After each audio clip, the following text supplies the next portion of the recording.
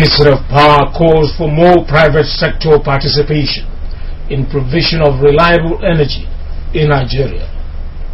Civil Service Training Center embarks on construction of 1,000-seat capacity auditorium. University of Uyo Teaching Hospital joins the rest of the world to celebrate World Diabetes Day. Details of these and other stories in just a moment. Good morning and welcome to EKBC 45 News. I am Jeffrey Orok. The Minister of Power, Professor Chinedu Nebo, has stressed the need for more participation in the general transmission and distribution of reliable energy for the country. The minister says these during the opening ceremony of a 3-day retreat for staff and operators of the Nigerian market, ONEM. The story now studio.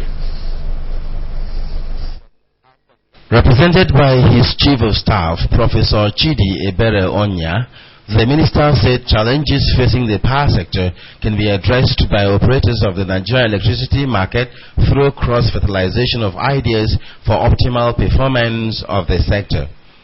He said the retreat is one of the programs of the ministry designed to build capacity of the stakeholders through exposure to requisite knowledge meant to drive the industry.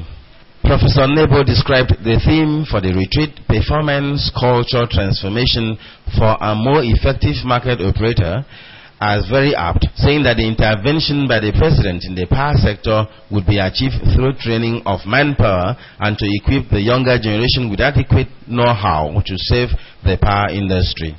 Professor Nebo said power was one of President Goodluck Jonathan's cardinal transformation programs and lauded the efforts of the Akwa Ibom State government in the implementation of the power sector reforms through the Ibom Power Company. The minister particularly commended the Akwa Ibom administration for being the first state to implement the independent power plant and for successfully generating and collaborating to evacuate power to the national grid.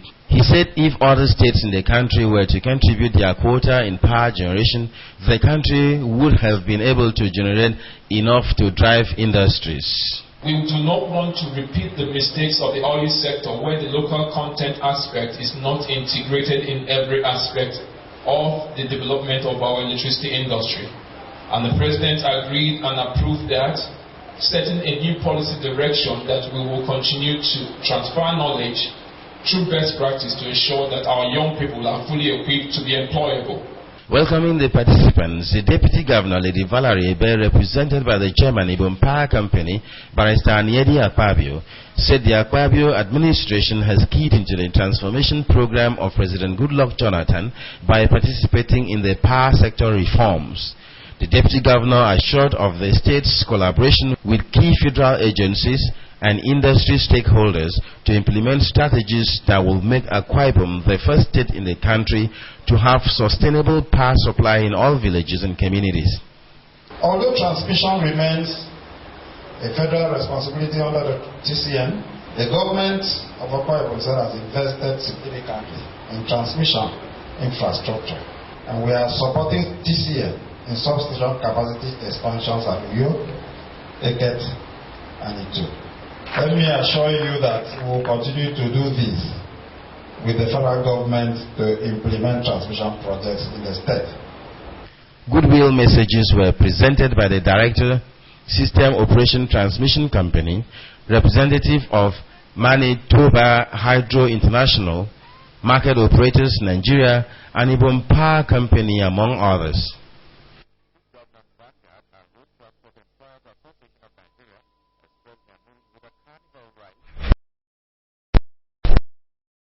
At a 2-day conference organized by the Federal Ministry of Transport for urban transport, stakeholders have been charged to formulate policies for safer and secure urban transportation system in the country.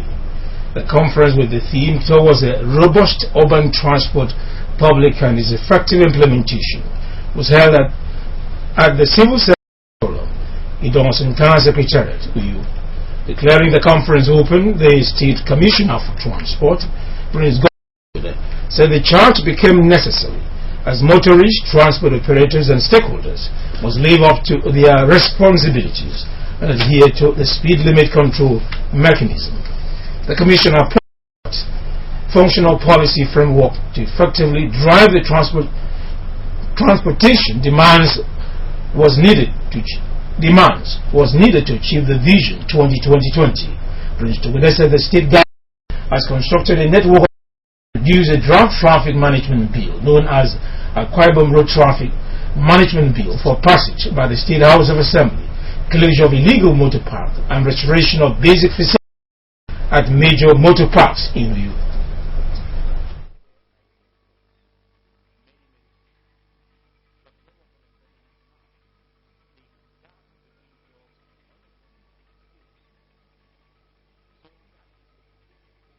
Over 1,800 kilometers of urban roads have been constructed with over 5 flyovers made to decongest strategic locations within the Uyo capital city.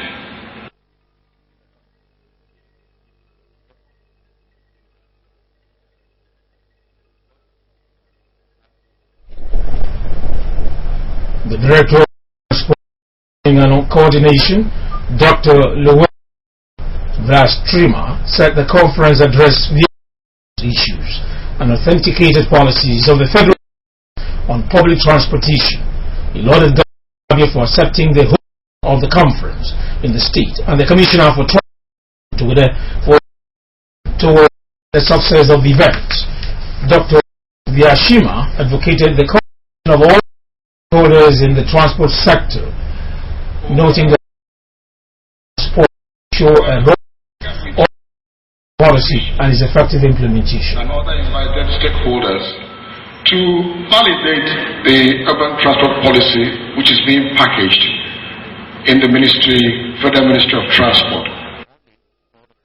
The conference discussed various topics including overview of the forum on the updated urban transport policy, urban transport and environment among others.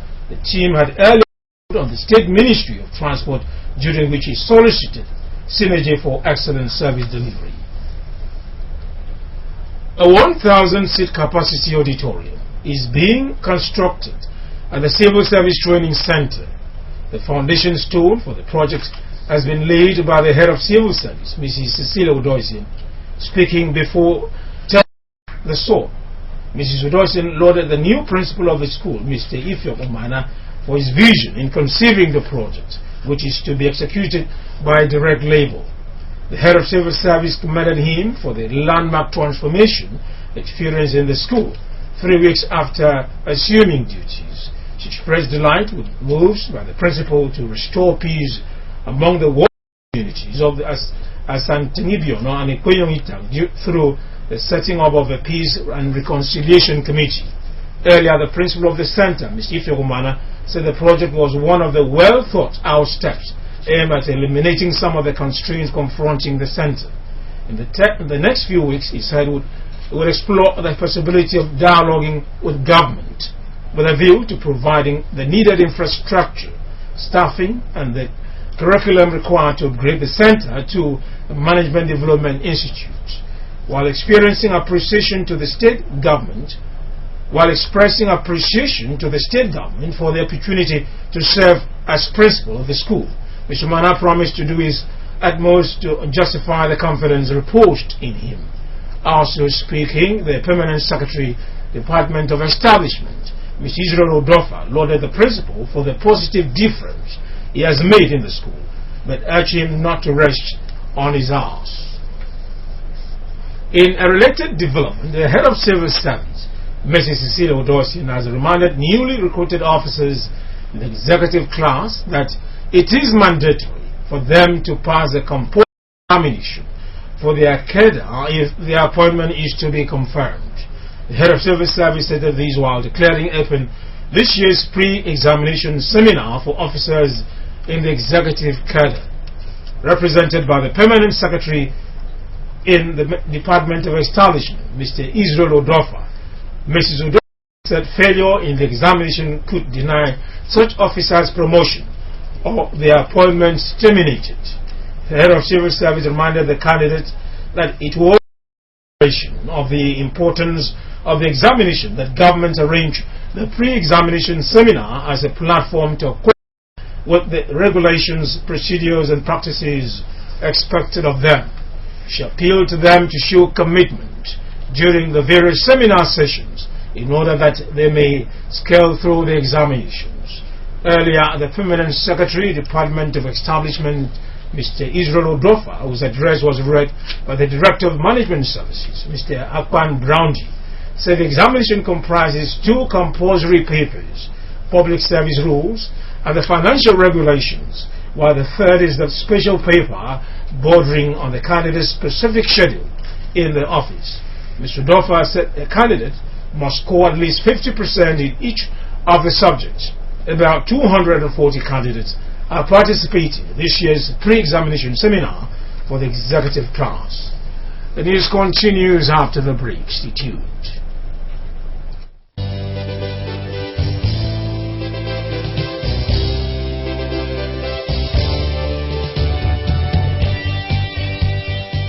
My challenge to the Akwa Ibom youth today is to rise up and protect the uncommon transformation. Rise up and protect the uncommon transformation. There must be sustainability.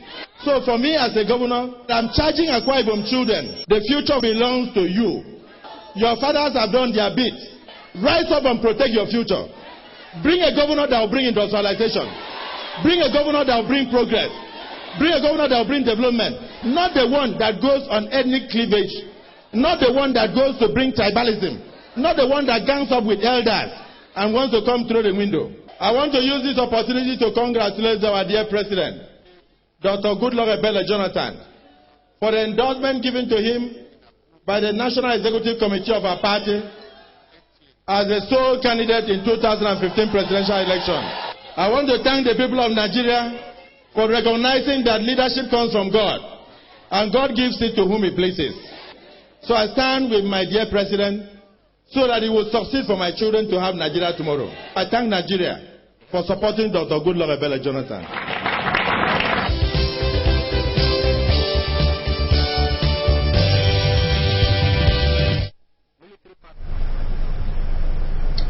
You're welcome back.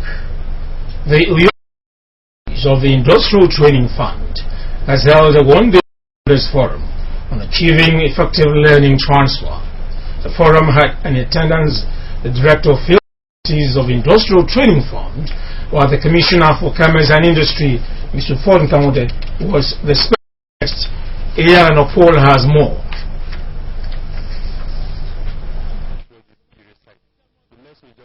The Industrial Training Fund, ITF, was established 43 years ago, vested with a mandate of producing highly trained indigenous workforce to meet the needs of key sectors of the nation's economy. To this end, the fund converged on Uyo to brainstorm on ways of enhancing learning transfer among entrepreneurs, SMEDAN and others. Speaking on the occasion, the Commissioner for Commerce and Industry, Elder Ford Nkamode, said that learning begins with a mindset and lauded the fund for the initiative in putting up the forum. Elder Nkamode noted that the problem in the country is that people are ready to be buried with their knowledge instead of transferring it to someone else, and called for a change of attitude. The Commissioner explained that in developed countries, industries are owned by the private sector and not government. He enjoined the participants to ensure that they devote more time to their industries to enhance productivity in the state. As the government, the present administration has focused on providing world-class infrastructure. ITFU area office has been doing our best in the aspect of training indigenous of our Akwa State. Training our youth in areas like ICT, poultry, art and crafts, plumbing, photography, etc. The Director General of ITF, Dr. Juliet Chukas, whose address was read by the Zonal Director, Mr. John Eyi, said the forum was an opportunity for stakeholders to deliberate as well as exchange ideas on how to improve their skills. Mrs. Chuka said ITF has collaborated with ministries and agencies including Trade and Investment, SMEDAN, United Nations Industrial Development, and SENAI of Brazil in order to attain its targets. An opportunity to collectively deliberate on ITF services to its stakeholders such as you. It provides a platform for exchange of ideas and take stock of how well our services have impacted your organization's learning and development space. The area manager, Mrs. Christy Onwubu, said the area was carved out of Calabar in 1992 in a bid to cater for the needs of the farm stakeholders in Akwa Ibom State. She said participants were always supporting the fund to build new grounds. In occasions of this nature, an opportunity for collective interrogation, giving effective learning transfer, and effective evaluation and general assessment. In a lecture on the theme of the forum, Achieving Effective Learning Transfer, Mr. Chris Erososele defined learning as a relatively permanent change in a behavior as a result of experience. His problem with learning is that less than 30% of what people learn is used to work and less than 40% employs staff. For learning to take place, there must be a formula, theories, development of self-management, motivation by employer, and conducive working environment. Transfer is a key concept in adult learning theories because most education and training aspire to transfer. The end goal of training and education are not achieved unless transfer occurs. A word of the best rating in given to First Oil Uyo by the area office. Iyageno reporting. Yesterday was World Diabetes Day. It is a day set aside by the United Nations to raise awareness on diabetes as it affects people the world over. At the University of Uyo Teaching Hospital, the celebration of the World Diabetes Day for 2014 was dedicated to the memory of Dr. Bernard Onadike, the staff of the hospital who died last year. The event featured a memorial lecture in his honor with the theme Healthy Living and Diabetes. Dr. Ndanyongmong Akpan in the tribute described the late Dr. Onadike as a committed doctor and colleague who gave his all in the discharge of his duties. That's the news. You can also watch AKBC TV News online by logging to akbconline.org. Follow us on Twitter at AKBC or on Facebook at AKBC Channel 45. And now to end the news, the main point again. The Mayor of PRA, Professor Chinedu Nebu, has called for more sector participation in the provision of reliable energy in Nigeria. He was speaking at the opening of a retreat in Uyo. The University of Uyo Teaching Hospital has celebrated the 2014 World Diabetes Day. The day was dedicated to the memory of Dr. Bernard Onadike, the staff of the hospital who died last year. And that's it on the news. The next news bulletin today comes up at noon. I'm Jeffrey Orok. Thanks for watching.